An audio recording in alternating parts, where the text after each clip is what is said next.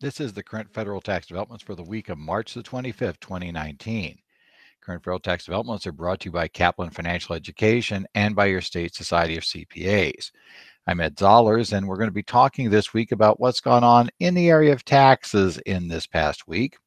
We'll have a brief discussion about some issues that are being discussed regarding qualified business income and disallowed passive losses as CPAs are discussing how their tax software is dealing with those situations. We'll talk about a case that dealt with the minister's housing allowance and whether it is constitutional. We'll deal with a pilot who ended up was being found to have no profit motive for restoring a vintage aircraft. We also have the IRS doing the unusual step of suspending two revenue rulings, which are related to the active trader business issues under Section 355 of the Code. And finally, we're going to discuss a late in the week release of relief from the underpayment of estimated tax penalties. The IRS expanded relief they had granted earlier in the year, but that also means that we're going to have returns that have already been filed and people who've already paid taxes that now have paid penalties they have a right to get out of. We'll discuss how you can recover those penalties as we talk a bit more about what's going on. Well, it's springtime. And springtime means that, yes, we're getting close to baseball season. Out here in Phoenix, of course, the Cactus League has been running for a while, and spring training has been underway, but we're getting ready to start the baseball season. And that means, hey, we're getting toward the end of tax season. That's kind of how the two come together. So, no, we don't end tax season in time to be out for opening day, but basically, we'll end it so that we're early in the season. And for some of you, we'll end it, before we end it, it's probably going to be too cold to be out there much, wanting to be in the stands potentially. So, well, but it's that time of year. So just reminding you, just in case you've forgotten. Well, let's talk briefly about some things that come up this week on the discussion boards. And one of the big ones that came up this week has been some back and forth discussions about how various tax software were handling qualified business income issues when you have an S corporation or partnership that the taxpayer owns an interest in, which obviously reports out QBI information and W-2 wages and UBIA information, but the taxpayer has a disallowed passive loss. And that's kind of an issue because the software appears to be reporting the exact QBI shown on the K1 in many cases. At least two different software programs have been reported to do this. That includes regardless of whether the entire loss has been disallowed. So let's say that you have a $5,000 loss coming out to you from an S corporation. Your taxpayer does not materially participate. Therefore, your taxpayer gets none of the $5,000 loss because they have no other passive income. But the S corporation return shows a $5,000 negative QBI. Well, it turns out that this is not being blocked if the passive activity rules, as in that case, block it. It's also generally not being blocked, it seems, when software notices that we're out of basis. So we have a disallowance of the loss because of basis issues, or we have a disallowance due to at-risk problems. This approach is, I guess, in one sense, if you want to kind of take a look at this as expanding the view of 1.199 Cap A-6, that we determine things at the RPE level that, well, maybe they're taking the position that, yeah, you just have it flow through and we don't adjust the number. And maybe that's arguably their position. But it appears tough to reconcile this with the disallowed loss rules found in Regulation 1.199 Cap A-2B4. In essence, do those disallowed loss rules, which discuss passive losses and the like, does that only apply to activities the taxpayer owns 100% of, which means for practical purposes, it would apply only to rentals for most taxpayers, because very few taxpayers are going to own 100% of an activity that's not a rental that is otherwise going to be passive. So that would seem like an unusual structure. It also discusses basis, and it seems difficult for that type of loss to be involved if there's not a pass-through entity in play. So it appears to be difficult to understand how that rule works with the rules there on disallowed losses.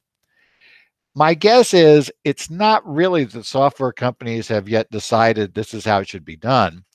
It may very well be more under the standard problem that we have these days, that the software companies are somewhat overwhelmed, that there's a whole bunch of things they have to code, that this does not have a clear, nice, simple, easy way to resolve the problem, And so for that reason, they are doing what they've done quite a bit during tax season, which is they're essentially punting the issue. This is going to be one of those where the individual person preparing the return is going to have to figure out what the adjustments should be and handle those adjustments on their own. The software does not appear at this point, in many cases, to be attempting any sort of adjustment. Now, again, potentially, maybe they have this tied down. Maybe the IRS has talked to them. They've talked to the IRS, gotten guidance that no, you just flow through the RPE numbers. That would be, in one sense, it would make sense compared to how we end up handling trusts, where trusts have this QBI that kind of floats independently of whatever flows out of the trust to the beneficiary. We just worry about DNI, and whatever percent of DNI you get, that's the percent of QBI you get. So maybe that's the theory, but I kind of doubt it. I really think that that's giving more credit than maybe due here. I just think that realistically, they're picking up the number from the K1, and there's not an obvious worksheet or any other publication that tells you how to adjust that, so they're just not attempting it. In any event, you need to make your decisions about what your software is doing here and whether or not you agree with it. And if you don't agree, then you're going to have to do some tracing on your own and doing some overrides. Again, this is becoming kind of a recurring theme we've seen in software and dealing with the 199 Cap A situation in the past year. Now let's talk about the cases that came down this week. One that got a lot of coverage is Gaylord versus Mnuchin, which is case number 18277 and 18280. This case came down from the Seventh Circuit Court of Appeals, and it dealt with overriding a decision of a U.S. District Court in Wisconsin. The district court had held that the provision of the minister's housing allowance allowed by IRC section 107 parenthesis 2, it's a weird section, it doesn't have A, B, it starts with 1, 2, that particular provision of the code violated the establishment clause of the U.S. Constitution that amounted to the federal government's establishment of a religion. That's something which is not allowed per the Constitution. Therefore, they can't discriminate and only allow this allowance to be given to ministers. Not surprisingly, the case was appealed. It was also, the district court judge was aware that this ruling probably had some issues when it went to appeal. So they agreed to stay the case, stay the ruling until such time as the Court of Appeals ruled on how this worked. Well, the Court of Appeals, in this case, the panel unanimously reversed the decision on a 3-0 panel decision. They unanimously reversed the decision of the district court, holding that the housing allowance was acceptable. They kind of rejected the idea that, wait, everybody else has to deal with Section 119, which has very strict rules, limits you to having housing on the premises. And therefore, they were saying that basically, so we're kind of okay with 107.1, which is a parsonage provided on the church grounds, that's like 119, that's equivalent. But this housing allowance where we pay somebody and they can use those funds for, to provide for their housing, to find housing and, pay for it. And it does not have to be right on the employer's grounds or a property owned by the employer. Well, they say we think that goes too far, was the argument that was being made in the district court level. This court said no. They said while 119 is there are other types of housing exclusions that Congress has provided. Specifically, they pointed to the military housing exclusion. We have in certain cases, military are allowed to get housing expenses. They talked about the foreign housing exclusion. When you have under the foreign housing rules, that you can exclude amounts paid to you for foreign housing. They said because of that, this is something that Congress has done in various specific cases, and this is just one more such specific case, and because of that, we believe it passes constitutional muster. They also argued that attempting to decide in Section 119, which I think is a little more iffy argument they went down, because the problem here is, I think the same problem they're addressing, determining what relates to their business or convenience to the employer for 119, it's the same type of problem we're going to run into when we decide to what relates to your work as a, minister of the gospel, which is what the regs tell us have for 107. It's like, yeah, I think that one's kind of a 6 of one, half dozen of the other type of situation. But nevertheless, they ruled that this was a constitutional exercise. And probably the stronger argument, I think, and again, I'm not a constitutional law scholar, but the stronger argument is we just had a whole bunch of other special situations. So the fact they had one more is not really a problem. In any event, it did not impermissibly violate the Establishment Clause. Theoretically, this case could go to the U.S. Supreme Court, but I have a feeling the Supreme Court's not going to have much interest in picking it up. So if you did have ministers that were concerned that we're going to lose the housing allowance, they were going to somehow, now have their housing allowance be taxed, that threat appears to have been quashed at this point. There certainly doesn't appear to be any likelihood that I see that that's going to happen anytime soon. Next, let's go talk about a pilot here. Well, for that case was good news if you were a minister. This case is bad news for the pilot in question. Grzio versus Commissioner, Tax Court Memorandum Decision 2019-20. This particular case deals with a pilot for Delta Airlines. This pilot had found and obtained a vintage World War II fighter. And it's kind of an interesting plane. In fact, the tax court judge described some details of this plane. He picked up what was a Fairey Firefly. And this particular model of plane had only been introduced late in World War II. So unlike other planes of the World War II vintage, there weren't very many of these that were actually made and used in combat, and there weren't very many of them, therefore, that were ever around. There was not huge orders for this particular model after the war ended. It was a British plane. So what happened was that he found one of these and he restored it. And he paid quite a bit of money to restore the plane. It was not super cheap to acquire. So he paid $400,000 to buy the plane, $60,000 to ship it to the US because he found it in Australia. It had been part of the Australian Air Force. The one he found had been part of the Australian Air Force, and a collector down there had purchased it, partially restored it, but it was, so I think they said about 60% restored. Obviously, you can't get spare parts for a plane like that. It's the only one left. In fact, this plane eventually became the only flyable version of this plane, at least through 2014. 2014, he crashed the plane, so he still has the plane, but it's not in flying mode anymore. He had to basically create and build his own spare parts for the plane to restore it. He did all of that work and actually got it FAA certified. Now, in order to fly the plane, you also have to be certified as a pilot to skill in that area. And he was also able to convince the FAA to certify him as a pilot on this plane. So he was the one and only person in the US who had, or apparently the world, that had a Fairey Firefly and that was allowed to fly the Firefly too. So he was the only pilot who could fly it, and he had the only plane. Well, he wanted to give paid rides on this plane because it was a vintage plane, created a lot of interest. But he discovered that the FAA is not really too keen on you offering paid rides on this plane that wasn't really certified for passenger use. He's trying to just do it as a sideline. They just aren't real keen on that concept, so he could not get it approved for that. He nevertheless continued to he put this on his schedule, on his tax return as a Schedule C. He continued to list it as aircraft leasing, even though it was never leased. He did take it to air shows, and it won prizes, including at the Oshkosh Air Show. After restoring it, got a lot of attention. He continued to take it to air shows. He continued to fly it. He had invested about $1.6 million into this plane. So when he started treating it as a trader business and started depreciating it, he was getting about $80,000 a year in depreciation. And he was also just had other expenses. So his total losses claimed every year were in excess of six figures for the years that were under exam. And in none of his years, I realized he had 8,000 depreciation, but the court pointed out in none of those years did his income exceed his cash outflows. So he was desperately underwater every year.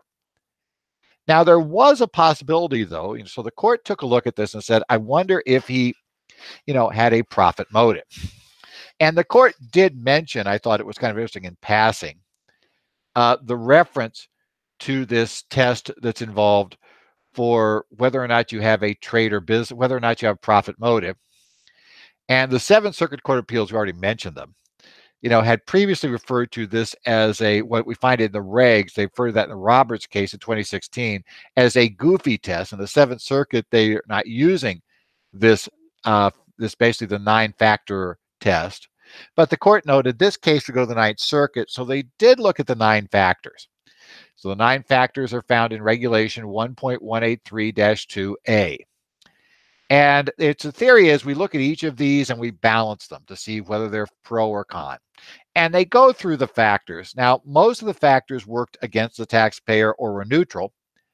But one that potentially worked in their favor was that there was an expectation that this plane would appreciate in value, and that by that increase in value, because there was testimony that these type of vintage aircraft do become more valuable over time.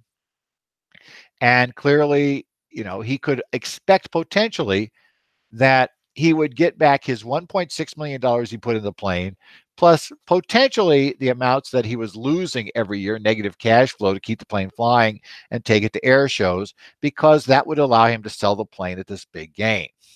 So the court said, well, that's a possibility, and that could create a profit motive. But the court decided ultimately it didn't really look like that's what we had. They said, and whether you use a 9-factor test or the Seventh Circuit uses what the court termed a more holistic approach, whichever system you used, it didn't look good. They said a real problem occurred here because the court noted that, well, hey, the plane crashed in 2014. The court said, well, yeah, that's not really crucial right now because it hadn't crashed for the years under exam. So he's not trying to claim losses after the plane crashed, at least not for the years under exam.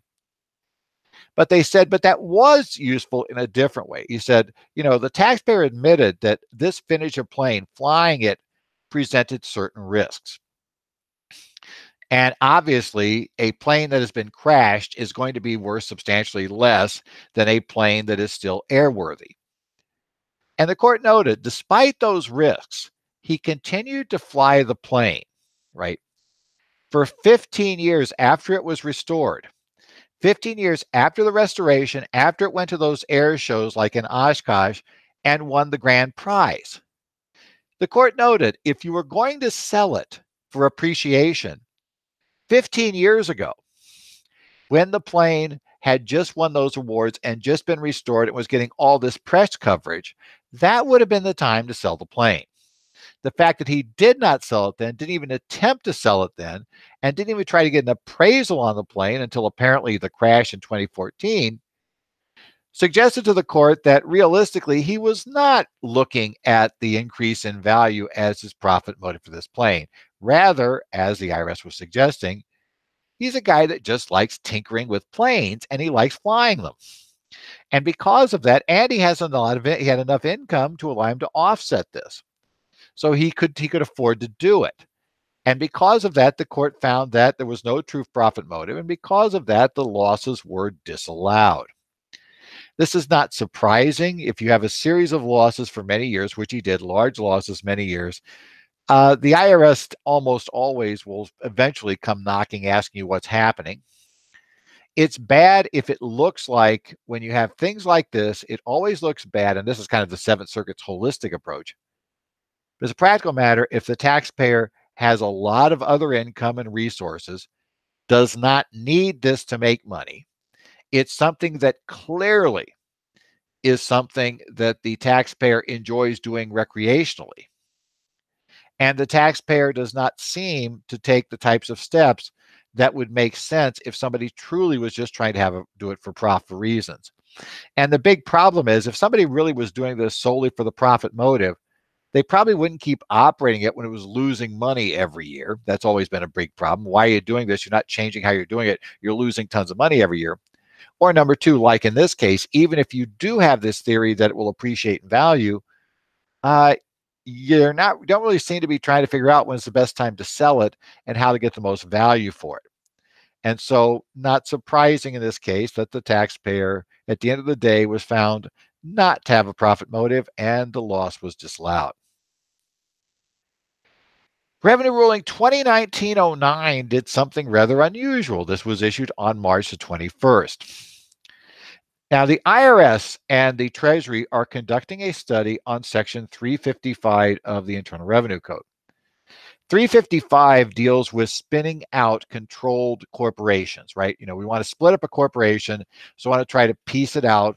And generally with 355, if it works, you're allowed to take a single corporation and you can separate out a portion of that corporation that represents a separate trade or business and spin that out tax-free to the shareholders while retaining a trade or business inside the other corporation.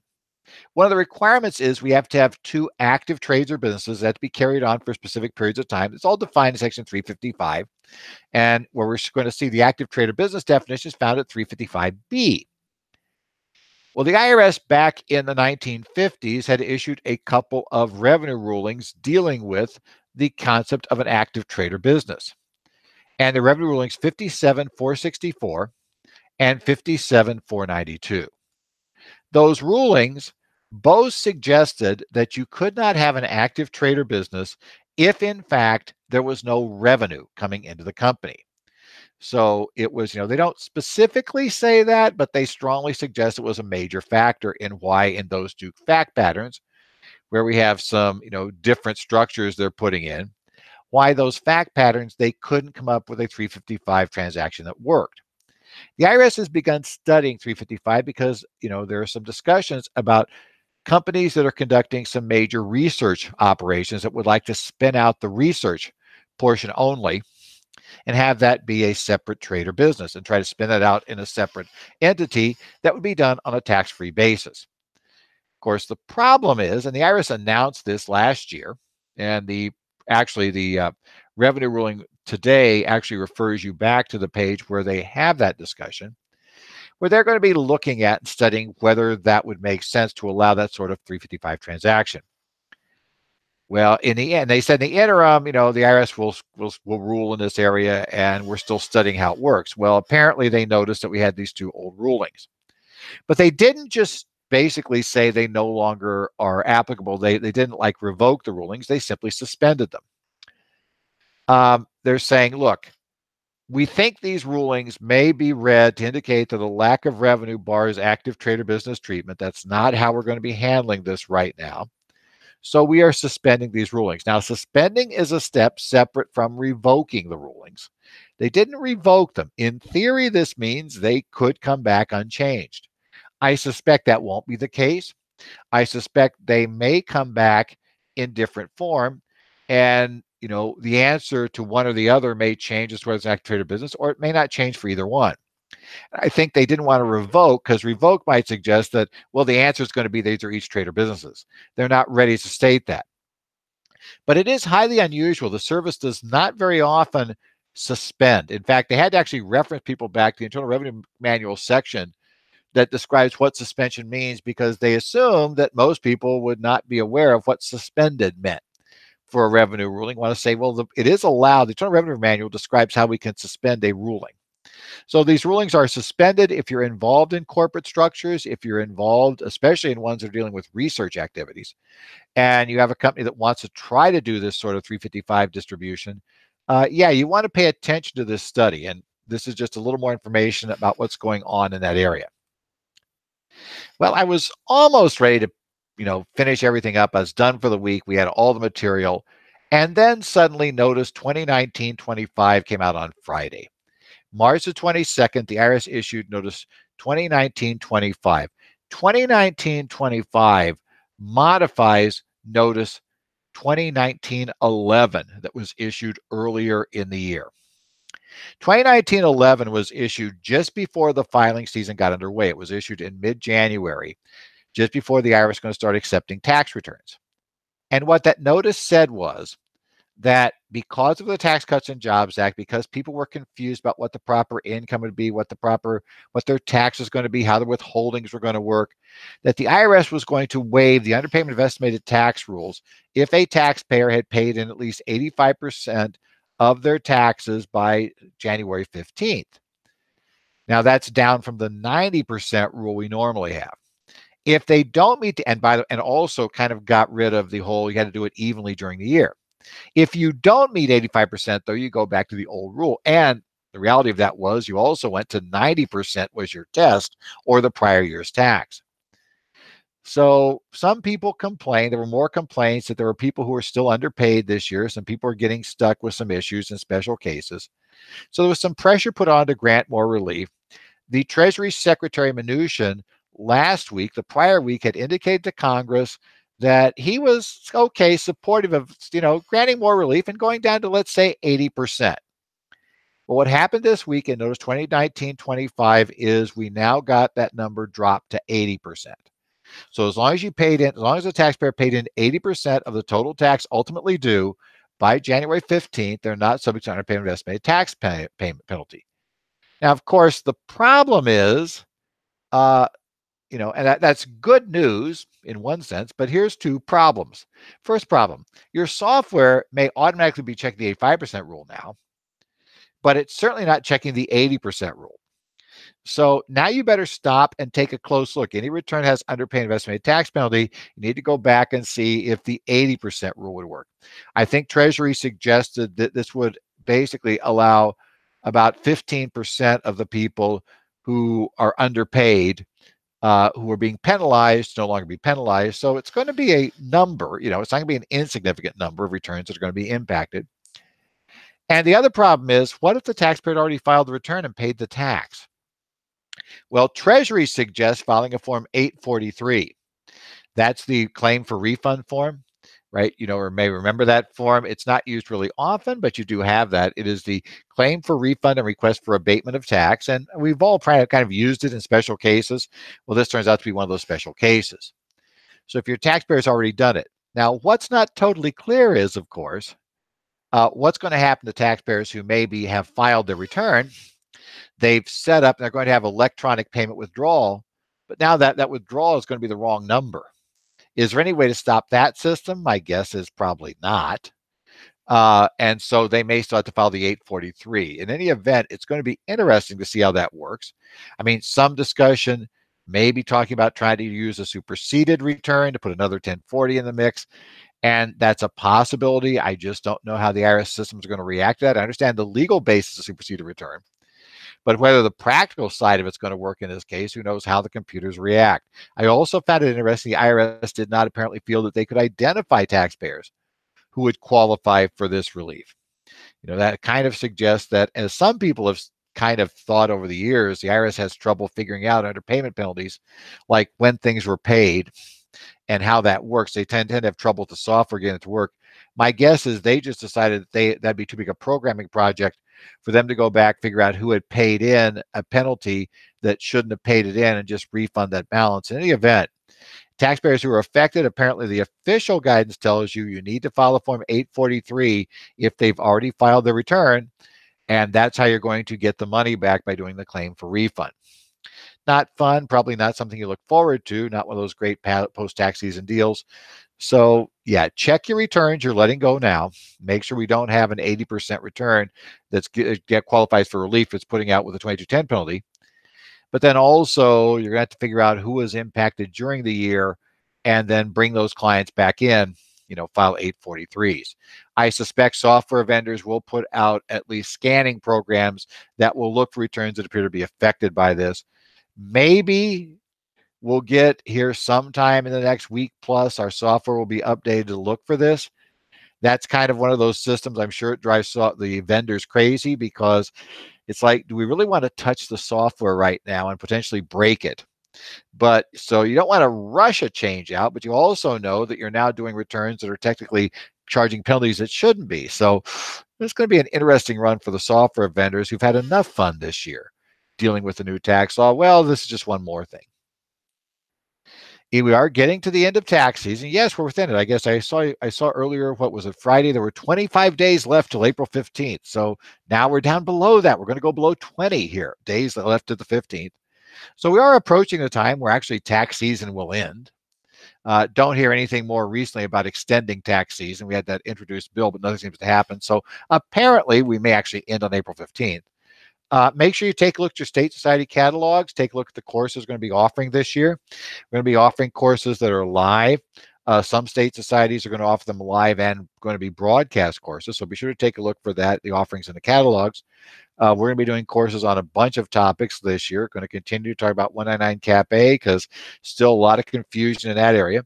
But also all the standard topics. We again have the partnership audit rules. Remember those things? They're still happening, and we have to be dealing with those other great issues in tax, and of course whatever else the Congress may come up with, because we also expect sometime this year probably to see the technical corrections.